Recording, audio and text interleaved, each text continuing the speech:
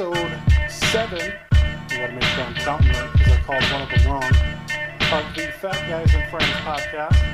At some point, we will stop counting, I'm sure, but today is not that day. Joined by fellow fat man and good friend, Colton Bartholomew. Hello, Bart. Mr. Wang, how are you, sir? Good, good. I, of course, am Logan Winger. And we are here to talk sports, wrestling, and a tall African-American man who might be 18, 37, 104. Who knows? That, of course, being Thon Maker, drafted 10th overall by the Milwaukee Bucks in the NBA draft. It was a weird night for the Bucks because 10th is always a tough spot because at that spot you're not going to get a top-tier prospect. And they apparently didn't have the assets anybody wanted to try to trade up and get one of those guys. But then they, in my opinion, stretched to get Thon Maker, who would have been there later. Definitely. And part of it being this rumor / pretty much verified fact at this point that Thon Maker is much older than he claimed to be.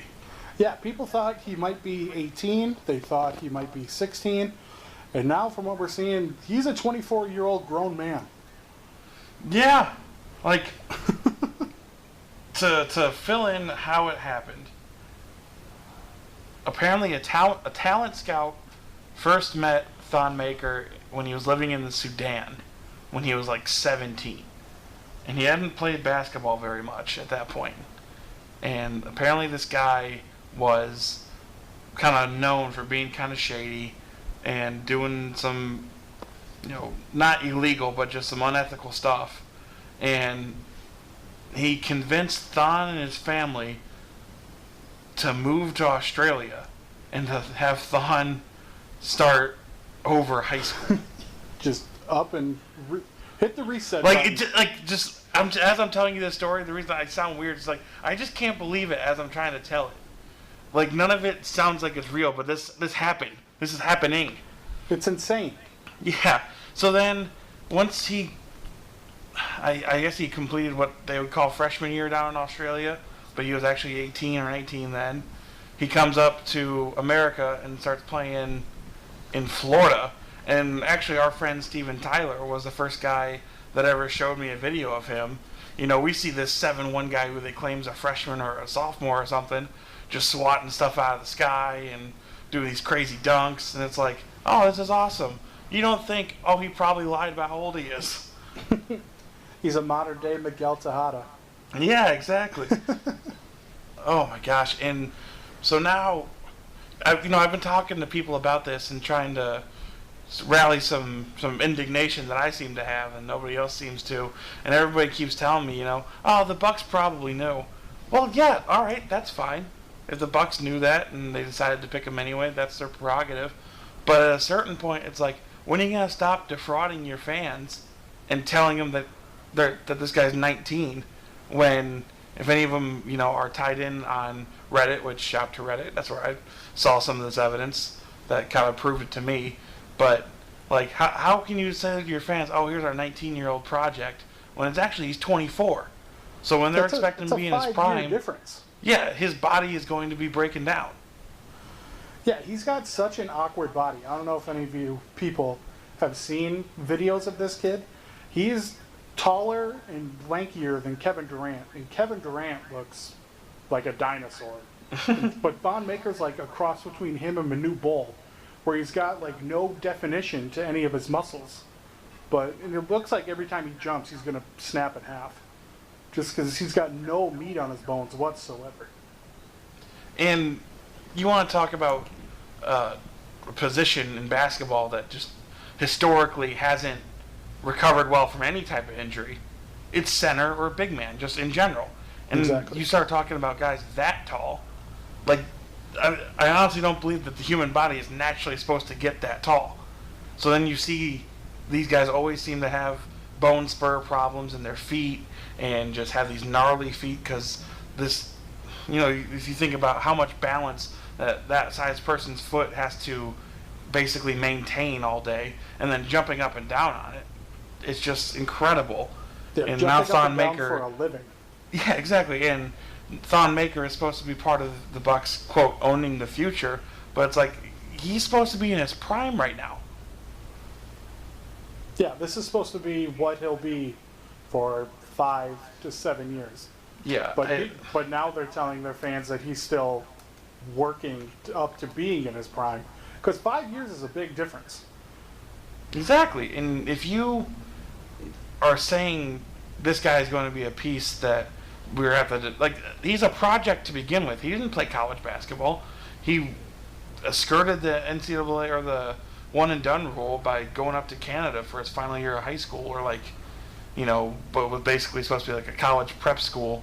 I don't know. This guy's crazy. Like, he's got just the weirdest, shadiest story, and that was part of why his draft stock was falling that on draft night last week or 2 weeks ago now. Even just from a pure basketball perspective, it's hard to figure out where he's going to fit in with the team. Because he's 7'1", 7'2", but like I said before, isn't girthy. So he's going to have to be a stretch 4 type player, which the Bucks do need, but it's just such a weird position that he'll have to play. Yeah, and the idea of the stretch 4 is that he can shoot threes, and sure, he's shown on some highlight tapes that he can make a 3 at high school range, but with his arms, he's basically dropping into the basket. We haven't seen him make even a college level 3 consistently. He's like you said, it's such a weird case, and I don't know what's going to happen to our Milwaukee Bucks. And the unfortunate thing is, from the grander picture, it's very clear from this NBA draft that the international players and the guys that the teams can draft 1 year and then not have to pay for another couple of years while they continue playing for their European team or their whatever other country team or continent team. That seems to be what they want, just as the salary cap is so in flux and is going to jump up in the next few years. To have a case where these international talent scouts and these kind of street agent guys are essentially defrauding the NBA, and then they continue. If this continues, if this becomes a trend where guys are lying about their age like they do in baseball sometimes, like you mentioned with Tejada, it's like, what's the NBA setting themselves up for? Yeah, exactly. You can't have a bunch of shady guys coming into your league. Eventually, does it lead to them not allowing European or foreign players into the NBA draft unless they can physically prove their age? Yeah, I mean, it's got to be pretty crazy. NBA stuff. It's an interesting. I want the time. Bucks to be good so bad because pretty much my entire life they've been mediocre at best, and they had something going, I thought, and then it's just been a bad year, and this draft pick does not make sense. Not even a little. They haven't done much since the 2001 Eastern Conference Finals. That is correct, unfortunately. For the long-suffering fans of Milwaukee Bucks, which are dwindling just because of how inept ownership has been in past years, to do this, it's just another. Their shit stadium doesn't help them at one year. Yeah, they're working on that though. True. But we'll move on from Thon Maker here. Just a crazy case. Definitely keep our eye on, because at this point the Bucks still haven't admitted that the guy's older than they originally claimed, and I don't know how long they can keep going with all this out there. Exactly. People are going to start asking more and more questions because you have to eventually tell the fans how old the freaking guy is. Seriously. But we learned in the wrestling world that Roman Reigns violated the wellness policy, which we chatted about at a previous podcast. And I know you and I were both curious how they were going to handle that on Raw. And lo and behold, they're just going to fucking call him out for it. No kidding! Opening segment of Raw, Seth Rollins comes out, does the shoot thing where he's like, "Ugh, I'm not supposed to talk about this, but I'm gonna." Yeah, the worked shoot, yeah, classically pulled off. Anytime they say I'm not allowed to talk about it, I'm like, oh yeah, somebody pre-recorded this or somebody pre-approved this. But they even had Roman Reigns' tweet on the Jumbotron. Yeah, it is such a Jesus. crazy example of how wrestling is trying to become like not legitimate, because it's wrestling. It's always going to be scripted and choreographed and everything, but to a point like covered and treated in a mainstream way that allows people to suspend disbelief while still being behind the curtain with like what's actually happening. It's This is so them- crazy. It's them trying to put the emphasis on the sports and sports entertainment, for sure. Yeah. And But I was so surprised that they mentioned it, did more than mentioned it. Rollins cut a promo about it. yeah, cut a promo about his apology tweet. Like, what?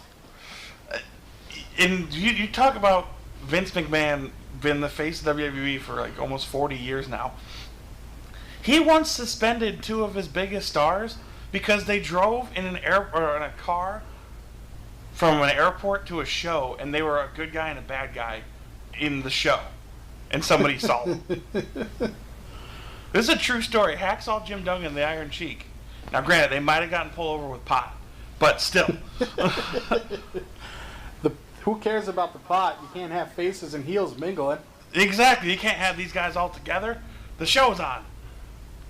It's live all the time. It is just Character crazy doesn't to stop. see the WWE go so far. I mean, they, like we mentioned the last podcast, you know, they've never had a true superstar like this straight up get suspended, and then they admit that he's suspended. Usually they would just write him off by, you know, injury or, oh, he's making a movie or whatever else. But Exactly. But they've never legitimately called him out for violating a policy and straight up being suspended. yeah, and Stephanie McMahon comes out and calls him an embarrassment. And granted, she just used that to then take a shot at Dean Ambrose, but at the same time, it's like, dang, he's getting piled on a little bit. Yeah, which he should. I mean, there's really no excuse if you're, as much as we hate calling him the guy, he's the guy in WWE right now. You can't do dumb shit like that. Yeah. And then and I know we've complained about this enough, but just, if you're going to go so far as to say that he violated the wellness policy and make it part of a promo and, you know, turn it into kind of a focus of a Raw, like, can you just say what he did? Yeah, because we've said it. There's only 3 big things. It's either hard drugs, which I doubt Roman would do because he's a father. It's marijuana, which isn't a huge deal anymore because, hell, it's illegal in some states. Mm-hmm. Or it's steroids, which is a big no-no in the WWE now, especially after it almost got shut down in the 90s. Mm-hmm. Just tell us what it is. What's the big deal, Vince? Yeah. And if it's steroids, like, can you imagine that's going to be in every promo cut against him his entire life? Especially if he ends up in a match with AJ Styles or something. Oh, or any small guy. It's like, oh, you cheated to get where you are. And, I mean, you can sell that if that's what it was. Exactly. Or if he even turns heel at some point. That's a good way to get him some heat. Exactly. The only real heat left in wrestling is real heat. Because wrestling fans don't believe the cartoony, I don't like you because of so-and-so. Well, I don't like you because of so-and-so. They only believe real stuff like, I don't like you because of this. That actually happened. Yeah.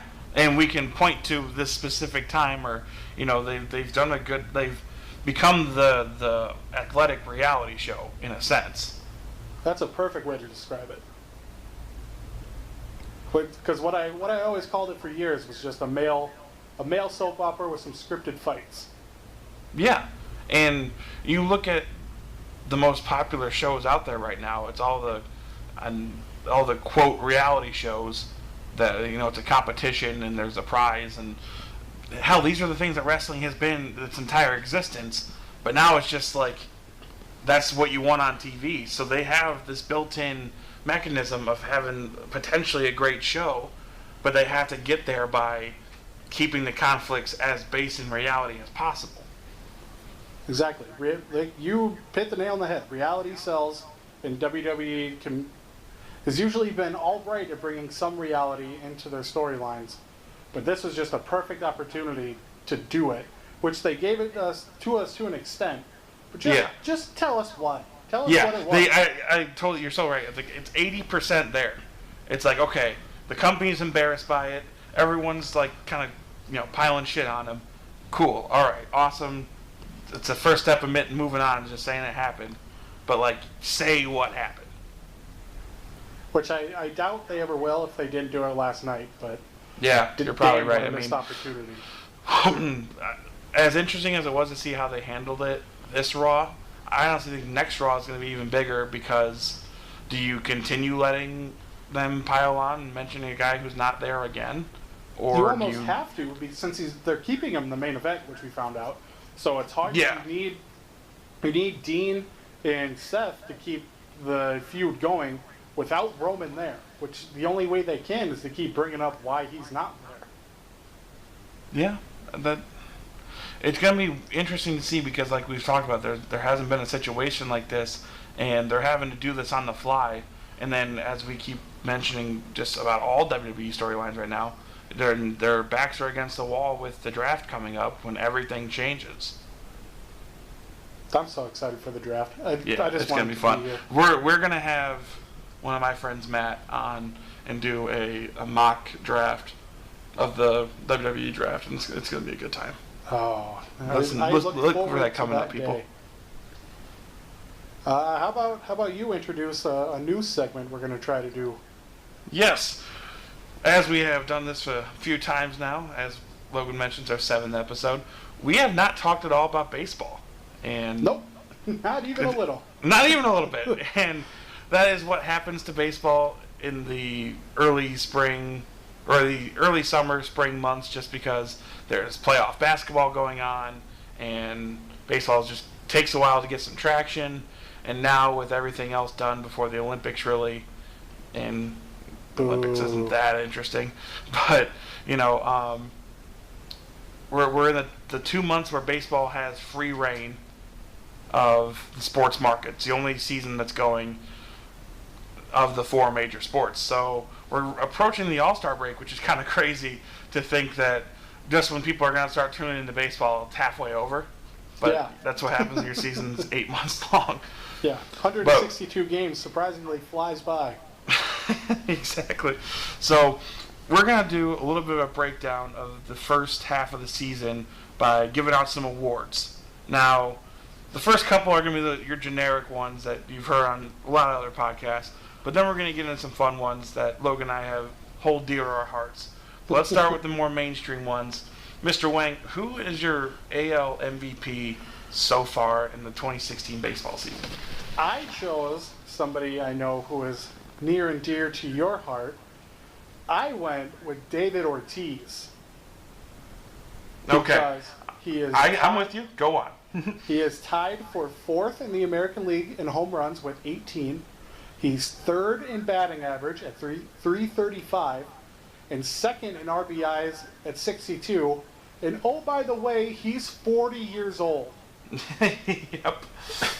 He is the only player. He's the only player that is in the top 5 of all of those categories, and the only one that's close in the other ones is Edwin Encarnacion of Toronto, but he doesn't have that great of a batting average. Yeah, and the only true knock on Ortiz throughout his entire career is that he plays no defense. But when you put up the numbers like you do, and you're blessed to play the American League, you don't have to play defense because they're allowed the DH. So I'm fine with him not playing any defense because he's so good at the plate. Yeah, and a DH has never won the MVP, a full-time DH. Yeah. But that day is gonna come, just with the way the guys are hitting now, and the way that a lot of other that the sport has been so dominated by the strikeout. And then when you've got a guy that's been the best DH in baseball for arguably a decade. Oh yeah. And he's putting up these numbers in his final season. It is. I don't know if you can give it to him. Just the DH argument would come up, but that is a solid pick for at least a mid-season MVP here. I appreciate that. Yeah. You're welcome. Who'd you go with? I wanted to go with Ortiz just for all the reasons that you mentioned, but I actually was going to go with Chris Sale, which I know is a little bit Oh. cheating because he was actually also going to be my Cy Young winner. Okay. I mentioned, we're in this age where strikeouts dominate everything, and it's kind of this golden renaissance of pitching. Now, part of it is steroids actually being phased out this time, as opposed to when they lied about it earlier in this decade. But, steroids are on the decline in baseball, and you're seeing it with the hitting, coming back to normal, and these pitchers who are extremely talented are facing guys that, have human tendencies of, muscle fatigue. So they're getting a lot of these strikeouts, and just the way that baseball has changed like that. So you look at a guy like Chris Sale, and obviously the White Sox have had their struggles, but he leads the AL in wins with 13. He leads the major leagues in wins with 13. Has just been a dominant pitcher every game that he's pitched this year. And I know there's the argument that a pitcher shouldn't be the MVP because he's not out there every day. But when you look at how many at-bats one individual position player affects versus how many a pitcher affects, especially when you're Chris Sale and you go deep in a lot of games, it evens out in the long run. You tell Roger Clemens you can't be an MVP. And True. A pitcher. I mean, the guy that has the most Cy Youngs ever. How many? Did we win 2 MVPs maybe? 1? I know he got 1 for sure. He might have gotten 2 earlier in his career, his first earlier in his career, because I remember the second. Yeah. Okay.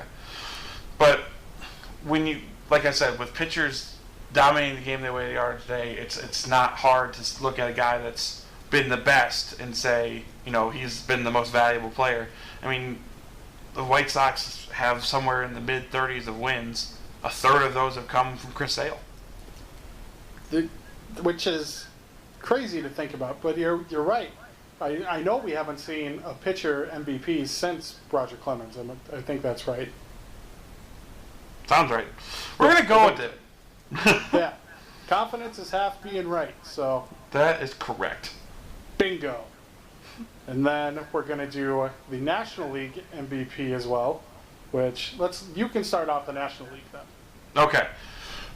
This is tough, and I wish that I could give it to somebody on the Cubs, because the Cubs should be recognized for how great they've been in this first stretch of the season. And I know they've come back to earth a little bit, and some other teams have gotten hot and gotten closer to them and wins. But the Cubs being so good and so dominant throughout the season so far, the only problem is they've had so many guys contribute up and down the lineup that nobody on their team has like crazy stats. They have good stats, Yeah. but It's hard to pick just one guy out on that team. yeah, exactly. And then Chris Bryant would probably be the guy that jumps out, tied for the league lead in home runs and is up there in RBIs as well. But to me, if you're going to combine good team and you have to have good stats as well, I would actually say Nolan Arenado of the Rockies. Well, son of a bitch. I'm going to guess that means we were on the same track then. Yep. Guys, to our listeners, we don't talk about our lists before we do podcasts. We Nope. try to mix it up and have some genuine reaction here. Like me screaming son of a bitch when we have the same NL MVP. The Rockies are right at 500 right now, but that's a little bit deflated because they've been in the same division as the Giants, and the Giants have been on a tear as of late, and they're one of the best teams in the NL. But the stats and the way that Nolan Arenado is playing, he's got 21 home runs right now and 65 RBI.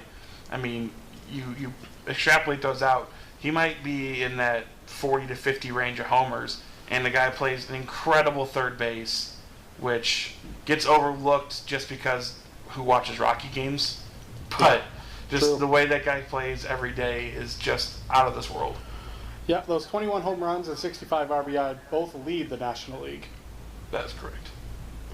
Well, yeah, he was my pick for the National League MVP as well, for all the same reasons. But you and I can also agree, he probably won't get it, just because, the Rockies won't make the playoffs this year. Yeah, the Rockies won't be a good team, and you always have to be on a good team and a good player to get it.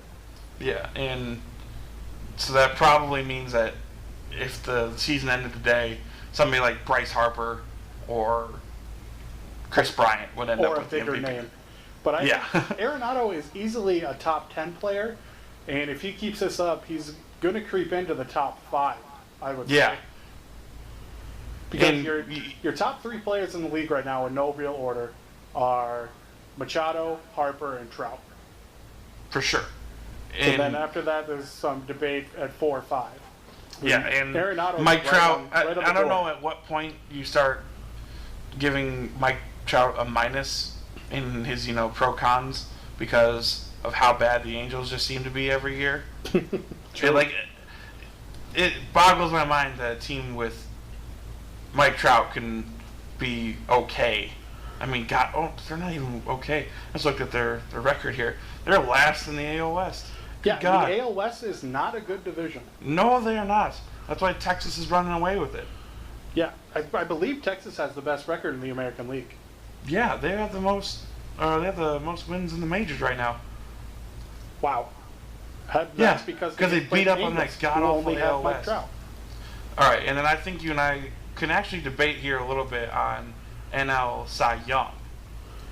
Okay, what I did for NL Cy Young is if we would have had this conversation about 2 to 3 weeks ago, I think Jake Arrieta was running away with his second Cy Young. Yes. But Arrieta's been struggling recently, giving up a bunch of walks and only going about 5 innings every start.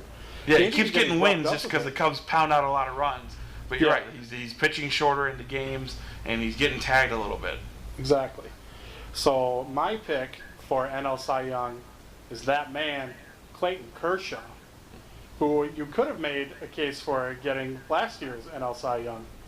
I mean, it was him, Greinke, and Arrieta who were the big 3 to get it. And Kershaw's stats were almost as good as Arrieta's. But this year, he's back at it again, 179 ERA, already at 145 strikeouts, and he's only walked 9 batters all season. I read a story on The Ringer the other day about the Ks to walk ratio record that Kershaw, I believe, already has, or he has like the second best ever, and Yeah. just how far and away better he is this year at it. And there is something about a pitcher that is just not going to give you a base. Yep. I mean, he's made 16 starts already and given up 9 walks. It's insane. You have to earn everything you get against him. And granted, he's got a couple of losses. He's not, perfect because he's going to pound the strike zone. He has a fastball that's hittable. But, he is not going to let you take anything for free. But And he's there's got something about a curveball pitcher like that. unhittable. Yeah, like you said, I think he's far and away the best pitcher in the NL right now, especially with the way Arrieta's been struggling recently. Yeah, I'm going to only give it to Arrieta because nobody on the offense jumps out enough to let me give the Cubs an award other than Arrieta now because he's a Cub. They deserve something for how well they played. And he had a home run last night, and I like pitcher home runs. Those are funny to me. I hope they do the pitcher home run derby, but I know they won't. No, 'Cause like I know he wants to do it, and I know Madison Bumgarner really wants to do it because he actually hits home runs, but they won't do it.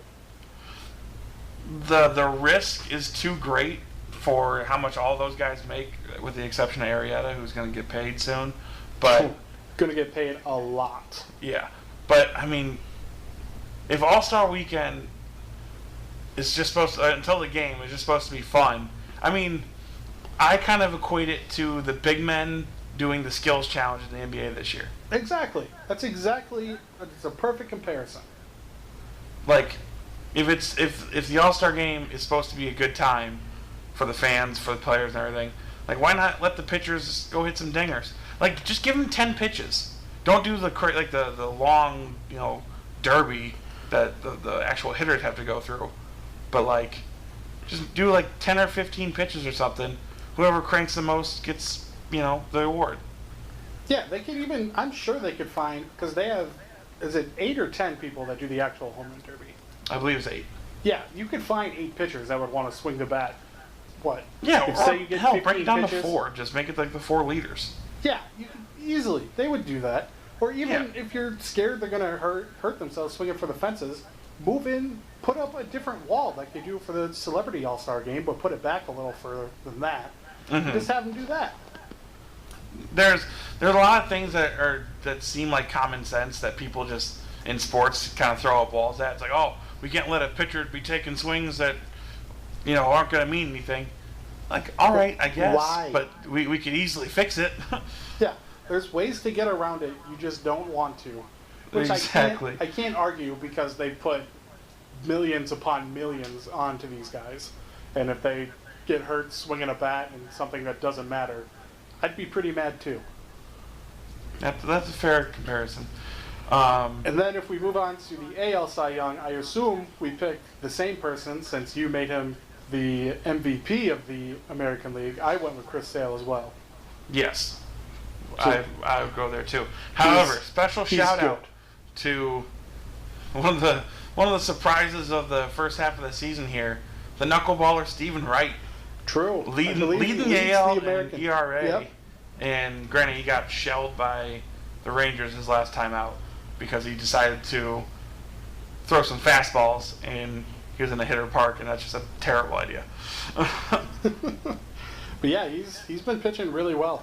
He's got an outside shot at getting the Cy Young, but I don't think he will just because Sale's been so dominant. Yeah, and like we talked about with Chris Sale, just him accounting for like a third of their wins and being just, I think he's got 7 games of more than 9 or more strikeouts. I mean, that's not allowing a team to even put the ball in play.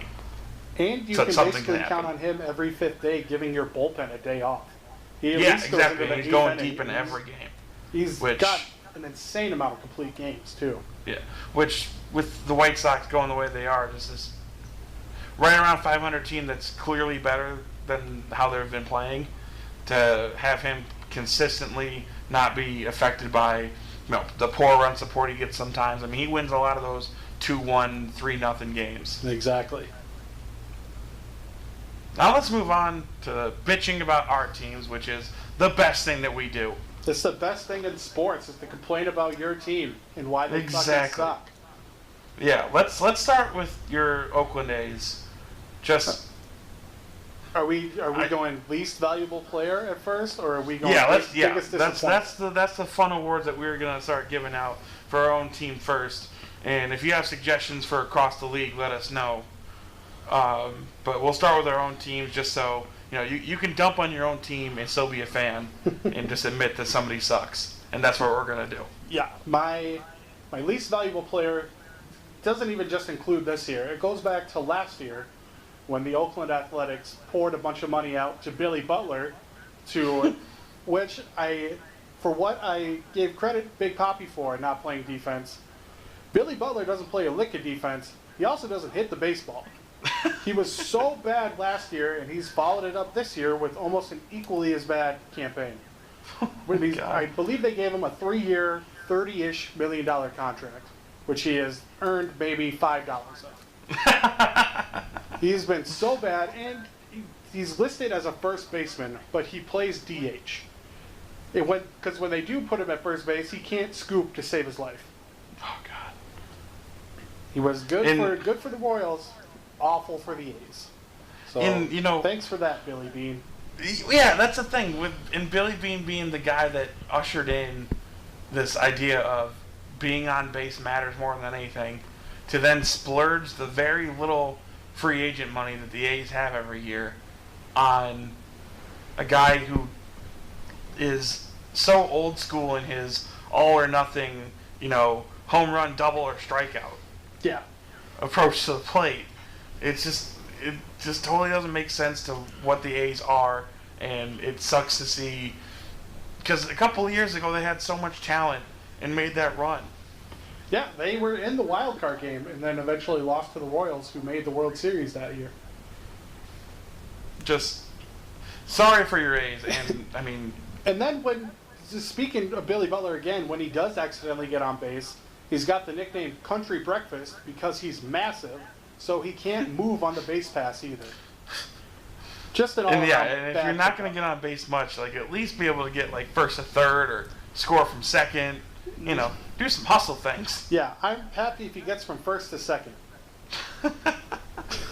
He's so bad. Man. All right. Let me tell you about who I legitimately think is the worst starter in baseball this year. Okay. Plays for the Red Sox. His name is Mr. Clay Buchholz. Ooh. My God, this guy's bad.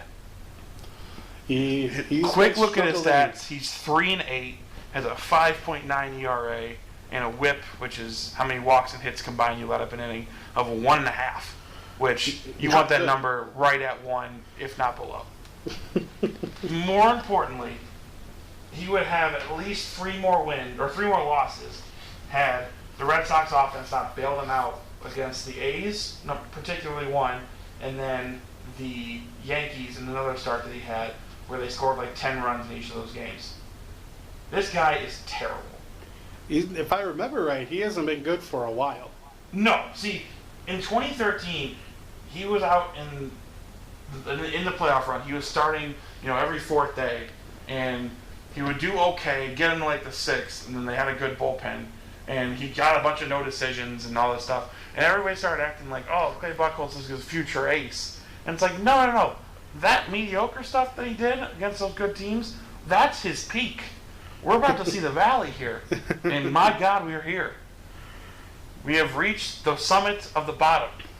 The worst of the worst. Do you think they're going to keep rolling with Buchholz? Or are they going to throw him in the bullpen? Are they going to DFA him? This is the problem. And the biggest disappointment for the Red Sox this year is just this god-awful luck they're having with injuries. Because they brought up Eduardo Rodriguez, who apparently is just tipping his pitches to everybody, and everyone's teeing off on him, according to John Farrell. And Clay Buchholz he started the season as a starter, went to the bullpen, got demoted because they didn't want to option him to AAA because it would cost too much. And he had a couple of bullpen outings where he got shelled, which I just thought was hilarious. And then now with Eduardo Rodriguez getting demoted, he's back up in the starting lineup, or in the starting rotation, and just sucking it up every 5th day. Oh my God. Wayne, I can't tell you the sheer, oh, great, we're losing today every time I see Buchholz as a probable starter. Which sucks because the Red Sox have been, surprisingly good this year. I mean, they're hitting the ball like they should have last year, and their weakest part of their team is the starting rotation, and they are living up to what they are. Sports are fun. They are. I mean, and God, I complain about the Red Sox and how they need to make these moves and get rid of some of these guys, but it's like, I'm still going to watch them every day. Yeah. Still going to keep up. Still get the A's updates sent to my phone when they're down 10-2 in the top of the 2nd. Awesome. Speaking of when they're down 10-2 in the top of the 2nd, a lot of times it has been because of the biggest disappointment of the Oakland A's this year, the ace of the staff last season, Sonny Gray. Oof. Yeah, 3-6 with a 5.03 ERA and a WHIP almost as bad as Clay Buchholz at 1.46. Oh God. I thought Gray was going to be what the A's have always needed, which was a dominant starter who will be there for 2-3 years and then get packaged for a whole boatload of prospects. But nobody is going to give us anything for Sonny Gray with a over 5 ERA and a 1.5 WHIP. And to make things even worse, he's on my fantasy baseball team. Oh God, I can't do fantasy baseball, man. There is too much maintenance. And to make it even worse, I traded for him. Ooh. Yeah. That's like the triple whammy. He's whammy. Good to turn it around. You traded for your boy, and then he just... Sports are fun. Fantasy sports are even more fun. God. Oh, man. All right. To everyone that's listening, let us know your least favorite player on your own team and why he sucks. Because, trust me, your team has one player that sucks. Even the Cubs. I don't know who it is because I don't watch them enough. but I'm sure they got one guy who is a perpetual disappointment. Yeah, you're not a true fan if you don't hate one player on your favorite team. Oh, yeah, for sure. There's 25 guys out there. You can't love all of them. No, not at all. Wayne, who take are us you home, hating man. on right now? Where can they find us? What? You didn't say who you hated yet. Clay Buchholz. Well, yeah, but didn't you? I thought we were doing 2 on each. Oh. All right, I'll go biggest disappointment just from what he's supposed to be and what he has been in the last few years. Koji Uehara out of the bullpen for the Red Sox. He's the setup man because we got Craig Kimbrell, and he has just been letting up bombs. Now, he's never been dominant. His whole shtick and his whole ability to get guys out has been the fact that he has a nasty splitter, and he just pounds the strike zone and catches corners with like 85-mile-an-hour fastballs. But then, for whatever godforsaken reason, he's just decided to lay those over the middle of the plate and watch them sail. He gets a lot of night sky views as he turns around watching home runs leave. Yeah, which is sad because Koji's been good for a few years. Oh yeah, Koji was 3/4 of the reason that they had that crazy run in 2013 to get to the wild card or to get to the playoffs. And then he was really good in the World Series. And then he had a good follow-up season in 2014. But then last year he got nicked up a little bit. And granted, the man's like 41 years old, I think. He's 40 or 41. He's like the oldest player in baseball. He is old. Yeah, and he's been around Japanese baseball leagues forever. And like I said, just when his fastball and his splitter start flattening out, guys just tee off because a flat splitter in the major leagues is basically an automatic home run. I can't believe you forgot the second part of what we were going to do. Why do we talk I know, about and things if I you're not going to do proposed the them? idea. How about that? Yeah. I mean, why do we plan things out if you're not going to do them? No kidding. I need a podcast better. I'm sorry, everyone. Still a work in progress at episode 7. We're working on it. So since you forgot, you tell the people where they can find us. Okay, because of Logan Wanger's phenomenal work, you can find us on iTunes now. Hey-o! Just search Fat Guys and Friends. Apparently you can get all the episodes right there, and you can listen to them on your phones now and however else you want to access iTunes. You can also find us on YouTube and Facebook, Fat Guys and Friends, and then on Twitter, Fat Guys and like Nancy, Friends. Bingo. Get at us with your least favorite baseball players, and then we'll trash them for you. Or if you jump on the podcast with us, please feel free to rip on your own guys. It's just fun. That's exactly right. Goodbye. Have a good one.